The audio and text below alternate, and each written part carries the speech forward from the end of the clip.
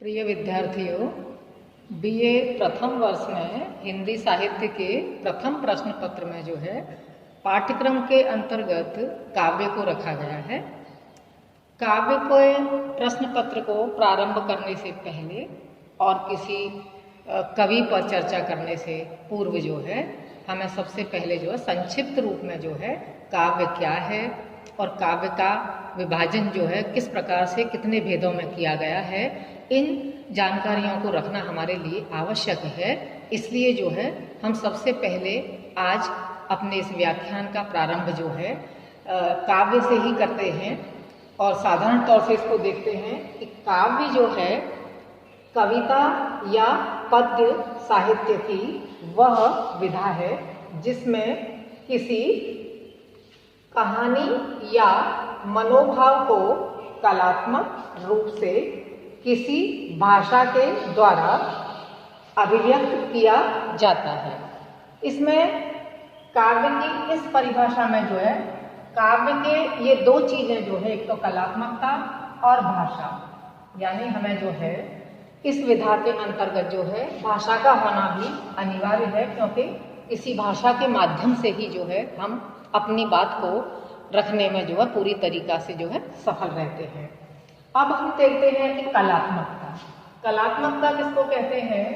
कि कलात्मकता के लिए है, देखो जैसे पंक्तियां हैं कि जहां न पहुंचे रवि वहां पहुंचे कवि। इससे हमें जो है कवि के विषय में जो है कि वो कितना प्रबल है, कितनी दूरी तक उसकी दृष्टि पहुंच सकती है, ये पंक्तियां हमें पूरी तरीके से स्पष्ट करती हैं। तो कलात्मकता का अभिप्राय हम इन पंक्तियों के माध्यम से बहुत ही सरलता से समझ सकते हैं कि जहां न पहुंचे रवि, सूर्य जो है जब भी उदित होता है तो उसकी किरणें जो है हर जगह पर यानी हर चीज पर पड़ती हैं। शायद ही कोई ऐसा स्थान या कोई ऐसी वस्तु जो है या छोटे से छोटा कण भी ऐसा मुश्किल ही बचता हुआ कि जहां पर जो है सूर्य की रोशनी नहीं पड़ती, क्योंकि उसमें कभी ये भाव भी नहीं होता है कि मुझे जो है अपनी किरणों से इतने क्षेत्र को ही जो है पूरी तरीके से प्रकाशित करना है या अपनी किरणों का प्रभाव यहीं तक ले जाना है, क्योंकि वो तो पूरी तरीके से जो है एकता का भाव और स्वच्छंद रूप से जो है सभी के लिए एक ही रूप में प्रस्तुत होता है।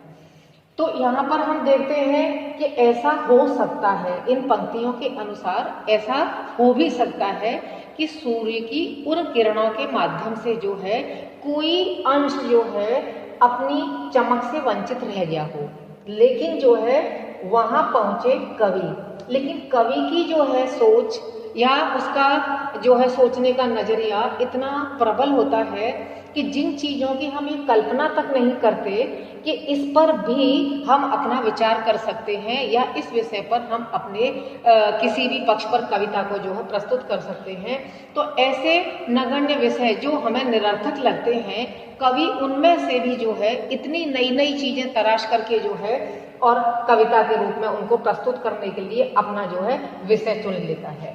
और वो विषय जो है निकल करके आता है तो उसके पश्चात जो है उसमें ये रहता है कि जब उसने पहले सारे विषय वस्तु को चुना तो उसके बाद वो ये तय करता है कि अब मुझे जो है इसकी कहानी को किस माध्यम से पेश करना है, किस पद्य के रूप में करना है, किस छंद का प्रयोग करना है, ये सारी चीजें भी उसको पहले ही तय करनी होती हैं। इसलिए यहाँ पर कहा गया है कि कवि की जो कृति है वो छंदों की श्रृंखला में विधिवत बांधी जाती है। यदि कवि ने जो है अपनी सारी विषय वस्तु को एक साथ एकत्रित कर लिया, लेकिन उसको कहने के लिए या पूरी बात को दूसरों को दर्शाने के लिए अगर किसी को किसी विषय वस्तु को जो है उसने किसी छंद में जो है नहीं बांधा तो उसको समझाना उसके लिए मुश्किल रहेगा। छंद से है जैसे एक एक पंक्ति दर पंक्ति जो है अगर उसको इन 5 पंक्तियों में किसी भी विषय को रखना है तो ये सारी पंक्तियां जो है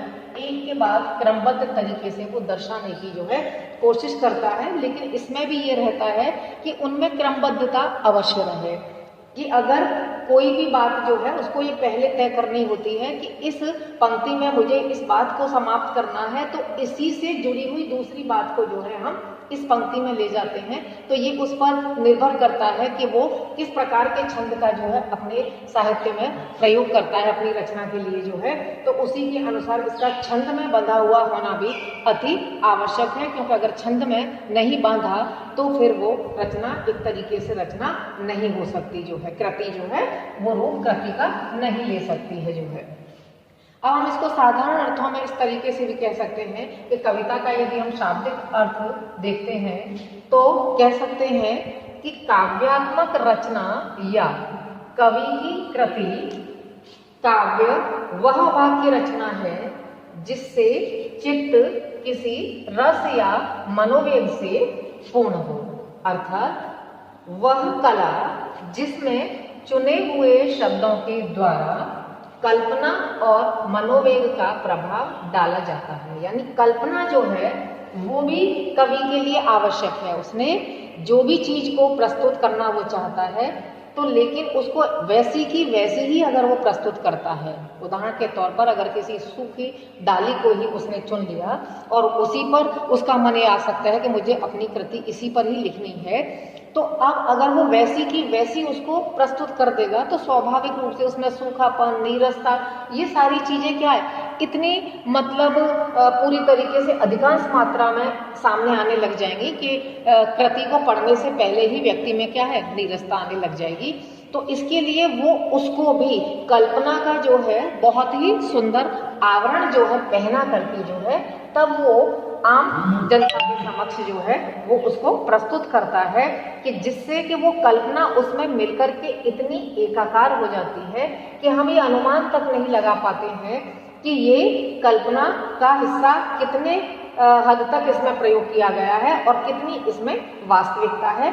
इस तरीके से कल्पना का और मनोवेग का प्रभाव डाल कर करके ही इस कार्य को वो पूरा करता है। अब इस काव्य के संबंध में हम देखते हैं कि पाश्चात्य विद्वानों के क्या मत रहे और साहित्य में विद्वान इसके संबंध में क्या कहना चाहते हैं। तो सबसे पहले हम देखते हैं साहित्य दर्पणाकार विश्वनाथ, इन्होंने क्या कहा। इन्होंने कहा कि रसात्मक वाक्यम काव्य, यानी रस युक्त वाक्य ही काव्य है। इनका ये विचार था जो है, और ये 3 प्रकार के बताए जाते हैं। काव्य जो है 3 प्रकार के बताए जाते हैं, जिसमें जैसे सबसे पहले है ध्वनि। ध्वनि में हम देखते हैं कि जिसमें शब्दों से निकले हुए अर्थ यानी वाच्य की अपेक्षा जो छिपा हुआ अभिप्राय व्यंग्य जो है इसमें प्रधान हो, उसे हम जो है ध्वनि के अंतर्गत जो है हम रख सकते हैं। दूसरा आता है इसमें कि गुणीभूत व्यंग्य वह है जिसमें गौण है, क्योंकि दूसरा क्या है गुणीभूत व्यंग्य। तीसरा आता है चित्र या अलंकार, वह है जिसमें बिना व्यंग के चमत्कार हो, यानी आपने व्यंग के भाव का उसमें प्रयोग नहीं किया लेकिन उसमें अपने आप ही चमत्कार करने की जो है क्षमता पूरी तरीके से विद्यमान रहती है, उसे हम चित्र या अलंकार के अंतर्गत रख सकते हैं। आगे चल करके आचार्य जगन्नाथ के विचार यदि हम देखते हैं तो उन्होंने काव्य को कुछ इस दृष्टि से देखा।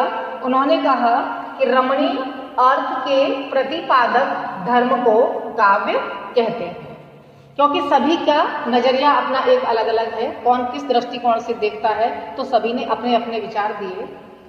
अंत में हम देखते हैं आचार्य रामचंद्र शुक्ल जो हिंदी साहित्य के बहुत ही प्रसिद्ध विद्वान हैं, आलोचक भी हैं और हिंदी साहित्य का इतिहास लिख करके जो है इन्होंने साहित्य में बहुत ही ख्याति प्राप्त की है।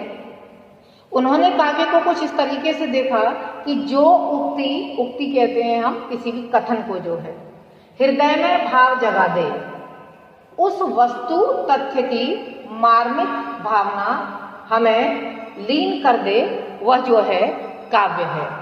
कहने का मतलब यदि आपने जो भी बात कही या जो भी रचना कही लेकिन उसको पढ़ने के पश्चात हमारे हृदय में यदि किसी भी प्रकार का उस पंक्ति के पश्चात कोई भी भाव उत्पन्न ही नहीं हो और हम जैसे पहले थे भावविहीन अगर बैठे हुए हैं और भावविहीन ही रह जाएं, तो वो एक तरीके से उसको काव्य नहीं कहा जा सकता है, क्योंकि उसमें इतनी व्यक्ति को आनंद या तल्लीन कर देने का जो है गुण विद्यमान होना चाहिए कि उसमें व्यक्ति इतना तन्मय हो जाए कि वो कृति उसको अपनी ओर इतनी खींच ले कि उसके पश्चात वो उसको छोड़ने में भी या उससे दूरी भी ना बना सके और वो उसमें अत्यधिक आनंद की अनुभूति करे और पढ़ने के पश्चात उसको काफ़ी अच्छा लगे, तो उसको जो है हम काव्य के अंतर्गत रख सकते हैं। तो इस तरीके से क्या है कि विद्वानों ने इस काव्य को अलग अलग दृष्टिकोण से दर्शाने की कोशिश की कि जिसको जैसा विचार उचित लगा और जिसको जैसी चीज़ें उसमें दिखाई दी उन्होंने वो हमारे समक्ष जो है। अब हम देखते हैं काव्य के भेद। काव्य के भेद दो प्रकार से किए गए, एक स्वरूप के आधार पर और दूसरा शैली के आधार पर। स्वरूप से हमारा अभिप्राय है कि उसकी प्रकृति कैसी है, वह पढ़ने में कैसा है, ये सारी विषय जो हैं हम स्वरूप के अंतर्गत देखते हैं। स्वरूप के आधार पर भी जो है फिर काव्य के जो है दो भेद किए गए, श्रव्य काव्य और दृश्य काव्य। श्रव्य काव्य हम उस काव्य को कहते हैं जिसमें हम काव्य का आनंद किसी दूसरे व्यक्ति से सुनकर या हम स्वयं उसको पढ़ करके प्राप्त करते हैं, ऐसे काव्य को जो है हम श्रव्य काव्य के अंतर्गत रखते हैं। इसका सर्वश्रेष्ठ उदाहरण जो है हम रख सकते हैं महाभारत। महाभारत को देखते हैं तो महाभारत के समय पर हम थे नहीं, महाभारत की सारी स्थितियों को हमने देखा भी नहीं, लेकिन यदि महाभारत की विषय में जो है अगर हमें कोई सुनाता है तो हमारे मानस पर क्या है, एक चित्र सा बन करके तैयार हो जाता है और हमें ऐसा लगता है कि जैसे हमने संपूर्ण महाभारत की जिस घटना को किसी ने सुनाया है उसको हमने पूरी तरह से जो है स्वतः देखा हुआ है। तो इसको जो है हम महाभारत के माध्यम से जो है और समझ सकते हैं। इसके पश्चात आता है दृश्य काव्य। दृश्य काव्य से मतलब है देखना। जब हम किसी भी काव्य का आनंद जो है किसी पात्रों के या कुछ पात्रों के अभिनय को देख करके प्राप्त करते हैं तो हम उसको दृश्य काव्य की श्रेणी में रखते हैं। और इसका श्रेष्ठ उदाहरण है एक तरीके से नाटक, क्योंकि नाटक में तुमने देखा होगा कि विभिन्न जो पात्र हैं वो अपना रोल जब मंच पर प्रस्तुत करते हैं तो हमें उसको देख करके जो है आनंद मिलता है। इसलिए नाटक जो है दृश्य काव्य के लिए एक सर्वश्रेष्ठ उदाहरण है। आगे चल करके देखते हैं कि श्रव्य काव्य के पश्चात जो है श्रव्य काव्य को जो है फिर दो भागों में विभक्त किया गया, प्रबंध काव्य और मुक्तक काव्य। प्रबंध काव्य से हमारा अभिप्राय है जिस काव्य में जो है किसी भी पात्र या चरित्र की घटना को जो है एक व्यवस्थित तरीके से प्रस्तुत किया जाता है। किसी पात्र या चरित्र की घटना को लेकर के एक व्यवस्थित तरीके से उसको प्रस्तुत किया जाता है और उस कहानी में कहीं भी जो है कोई बिखराव नहीं आता, वो कहानी टूटती नहीं है और इसमें जो है गौण कथाएं जो है अपनी साथ साथ में सहायता जो है प्रदान करती हैं। तो ऐसे काव्य को जो है हम प्रबंध काव्य के अंतर्गत जो है रखते हैं। प्रबंध काव्य के पश्चात आगे आता है फिर जो है मुक्तक काव्य।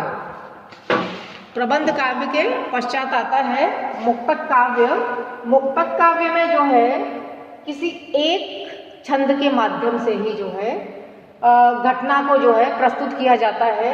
इसमें एक छंद का, जैसे अगर ये प्रथम छंद है फिर दूसरा छंद है, तो इसमें एक छंद का दूसरी छंद से जो है किसी भी प्रकार का कोई संबंध नहीं होता।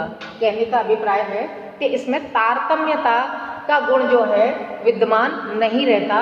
प्रत्येक छंद जो है अपने आप में पूर्ण होता है। इसको जब हम एक छंद को पढ़ते हैं तो कभी भी जो है हमें ऐसा नहीं लगता कि हमने कुछ छोड़ा हुआ है या पहले छंद में क्या कहा गया, क्योंकि पहले छंद में जो भी बात कही गई वो बिल्कुल अलग थी और वो अपने में पूर्ण थी, और दूसरी छंद की बात भी अपने में पूर्ण है। तो इसमें किसी का किसी से कोई भी संबंध नहीं रहता है और इसी कारण इसमें जो है तारतम्यता का भाव नहीं होता है। इसके अंतर्गत जो है हम कबीर के दोहे, कबीर के दोहे, मीरा के दोहे, मीरा के दोहे, रहीम के दोहे, रहीम के दोहे उदाहरण के तौर पर जो है हम रख सकते हैं। प्रबंध काव्य में भी यदि इस तरीके से हम देखते हैं तो रामचरितमानस को रख सकते हैं, रामचरित मानस को भी इसमें प्रबंध काव्य में दिखा सकते हैं। प्रबंध काव्य के अंतर्गत जो है फिर इसके दो भेद किए गए, पहला महाकाव्य और दूसरा खंड काव्य। अब हम सबसे पहले महाकाव्य को देखते हैं कि महाकाव्य में जो है 8 सर्ग का होना जो है आवश्यक है। 8 सर्ग का होना आवश्यक है या इससे अधिक, या इससे अधिक। हम सबसे पहले जो है सर्ग को समझते हैं। सर्ग से हमारा अभिप्राय है खंड, कांड, अध्याय,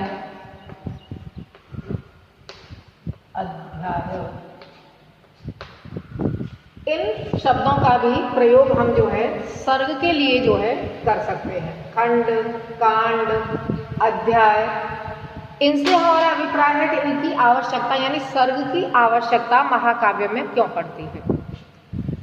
महाकाव्य में जो है जब कवि लंबी कहानी को हमारे समक्ष प्रस्तुत करता है तो स्वाभाविक तौर से किसी भी एक लंबी कहानी को एक बार में प्रस्तुत करना उसके लिए कठिन कार्य होता है।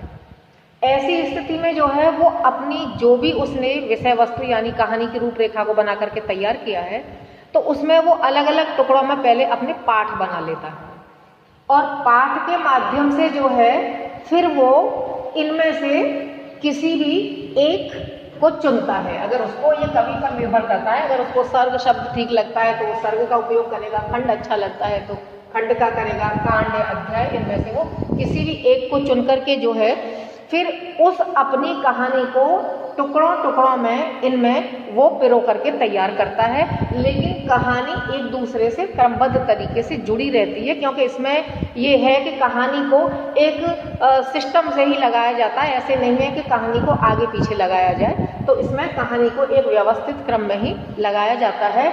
और क्रमबद्ध तरीके से लगाने से उसको ये लाभ मिलता है कि जब अगर उसने सर्ग या कांड का प्रयोग किया तो उसने एक कांड या एक सर्ग में बात को बहुत सुंदर तरीके से हमारे समक्ष प्रस्तुत किया। लेकिन जब दूसरा कांड या सर्ग आता है तो वो फिर कहानी को जो है एक नए अंदाज के साथ हमारे साथ प्रस्तुत करता है। तो इससे कवि को क्या है कि अपनी कहानी को प्रस्तुत करने की कहो या अपनी बात को जो है जो विस्तृत उनके पास है उसको हम तक पहुंचाने के लिए ये सर्ग या अध्याय जो है उनको काफी रूप से जो है सहायक सिद्ध होते हैं, इसलिए इसका जो है प्रयोग किया जाता है। लेकिन इसमें यह है कि महाकाव्य में 8 सर्ग हो या 8 से अधिक हो। इसके पश्चात है इसमें महाकाव्य में लघु कथाएं।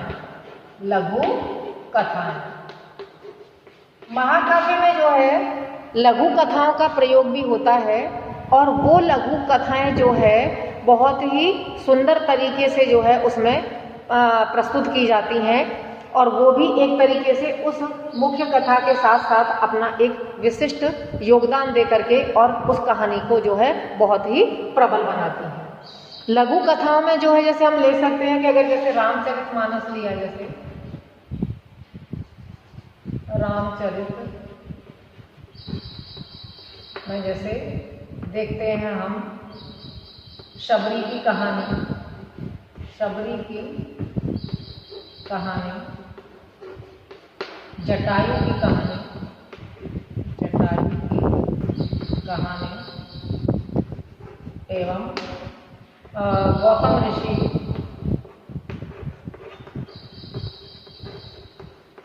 की पत्नी अहिल्या की कहानी, अहिल्या की कहानी। ऐसी जो छोटी छोटी सी लघु कथाएं आती हैं वो रोचकता एवं नवीनता प्रदान करती हैं जो है, और साथ साथ कहानी को वो बढ़ाती भी हैं। उसको भी बहुत ही सुंदर तरीके से जो है प्रस्तुत किया जाता है। ऐसा नहीं है कि उसको जो है बीच बीच में कम मात्रा में दर्शाया जाए, उसका पूरा रूप खोल करके ही हमारे सामने रखा जाता है। इसके पश्चात जो है महाकाव्य में जो है हम देखते हैं कि महाकाव्य में किसी एक ऐतिहासिक पुरुष का जो है, ऐतिहासिक पुरुष का हो या ऐतिहासिक या पौराणिक, महाकाव्य जो है, महाकाव्य में हम उसकी एक और विशेषता ये देखते हैं कि महाकाव्य में किसी ऐतिहासिक या पौराणिक महापुरुष की जो है संपूर्ण जीवन गाथा को जो है इसमें प्रस्तुत किया जाता है। और इसमें जो है हम मुख्य रूप से जो है रख सकते हैं कामायनी, इसका उदाहरण जो है हम दे सकते हैं जो जयशंकर प्रसाद की है, शंकर प्रसाद की है। इसके साथ साथ दिनकर का उर्वशी भी बता सकते हैं, दिनकर का उर्वशी। ये सभी महाकाव्य जो है अपनी इन विशेषताओं को अपने अंदर जो है समाहित किए हुए हैं। अब उसके पश्चात हम आगे देखते हैं जो है खंड काव्य। अब देखते हैं खंड काव्य। खंड का अभिप्राय है कोई एक भाग। यहाँ पर जो है संपूर्ण उसकी जीवन गाथा को प्रस्तुत किया जाता है विस्तृत रूप से, लेकिन यहाँ पर किसी एक भाग का, किसी एक भाग का चित्रण जो है इसके अंतर्गत जो है किया जाता है। इसकी जो विशेषता है, इसमें सर्ग जो है 7 या 7 से कम होने चाहिए, 7 से कम होने चाहिए सर्ग जो है। और इसमें जो है ये मैंने यहाँ पर बताया था कि लघु कथाएं आती हैं, इसमें लघु कथाओं